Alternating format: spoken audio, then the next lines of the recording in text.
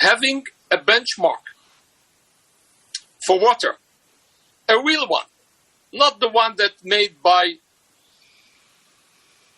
not economic basis, but something that have economic basis, because we know how much we pay for rice and for sugar and for coffee and for wheat and for soybeans. And we know how much water we need in the process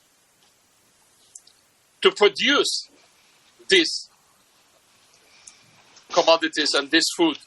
And we know how much water is within it. We find an algorithm that said, hey, when you use this water to produce soybeans or rice or coffee or sugar,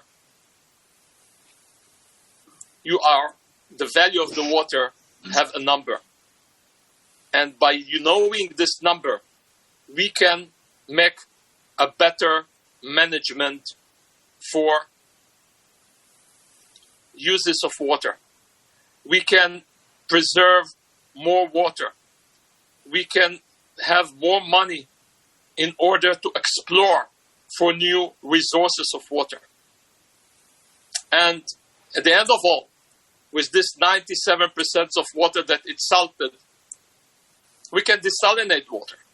So why today we desalinate just 1% in the whole over the world? We have lots of water. Why we don't desalinate more than 1%? It's because water have no price. It's because banks and entities will not give any loans to make a plant of desalinated water that worth about and cost $500 million or maybe more, because they don't know what is the price of the product.